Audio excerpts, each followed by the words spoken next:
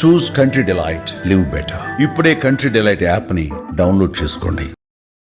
Welcome to Suman TV.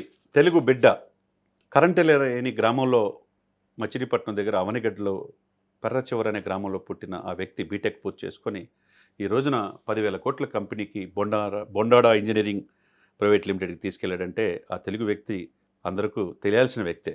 ఎందుకంటే Bondada engineering అధినేత బొండాడ రాఘవేంద్రరావు గారు చాలా కష్టపడి ఉన్నతమైన చదువులు చదువుకుని ఒక పాలేరు కుమారుడు ఈ రోజున ఒక తెలుగు బిడ్డ ఇతర దేశాల్లో కూడా తన వ్యాపార సామ్రాజ్యాన్ని, రెన్యూబుల్ ఎనర్జీని, సోలార్ని విస్తరించాడంటే ఆశ్చర్యపోవాల్సిందే. అటువంటి వ్యక్తి మొన్న ఇంటర్నేషనల్ మ్యాగజైన్లో ఉన్నారు. తర్వాత 9,000 కోట్లతో అనంతపురంలో సత్యసాయి జిల్లాలో మొన్ననే సోలార్ ప్రాజెక్ట్స్ ఓకే చేయించుకున్నాడు ఆంధ్రప్రదేశ్ ప్రభుత్వంతో. దాంతోపాటు ఏపీలో పాటుగా హైదరాబాద్లో ఈ బొండాడ ఇంజనీరింగ్ కార్యకలాపాలు విస్తరిస్తున్నాయి హైదరాబాద్ కేంద్రంగా. పక్కనున్న తమిళనాడులో కూడా దాదాపు 400 మెగావాట్ల విద్యుత్తుని ఒప్పందం నిన్నే కుదిరింది. ఈ 400 మెగావాట్ల ఇంధన నిల్వ ప్రాజెక్ట్ ఏదైతే ఉందో బ్యాటరీ ఎనర్జీ స్టోరేజ్ సిస్టమ్ని రాబోయే 12 సంవత్సరాల పాటు ఒప్పందం కుదుర్చుకుంది బొండాడ ఇంజనీరింగ్తో. రాఘవేంద్రరావు గారి యొక్క వీళ్ళు ఇప్పటికే ఆంధ్రప్రదేశ్తో పాటు పలు రాష్ట్రాలకి, ఇతర దేశాలకు కూడా సోలార్తో పాటుగా రెన్యూబుల్ ఎనర్జీని అందిస్తున్నారు.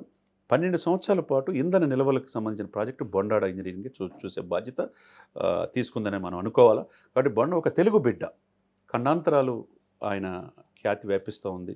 ఉభయ తెలుగు రాష్ట్రాలే కాకుండా నిన్న ఇందాక చెప్పినట్టుగా హైదరాబాదు కేంద్రంగా ఈ కార్యకలాపాలు ఇచ్చేస్తా ఆంధ్రప్రదేశ్ ప్రభుత్వంతోనే 9,000 కోట్లతో సోలార్ ఒప్పందం ఏపీలో చేసుకుంది. ఇప్పుడు 400 మెగావాట్ల ఇంధన నిల్వ ప్రాజెక్ట్ ఏదైతే ఉందో తమిళనాడుతో చేసుకున్న ఈ ఒప్పందం, అది కూడా తమిళనాడు గ్రీన్ ఎనర్జీ కార్పొరేషన్ నుంచి బొండాడ గ్రూప్ మధ్య ఈ ఒప్పందం 12 సంవత్సరాల పాటు కొనసాగుతుంది.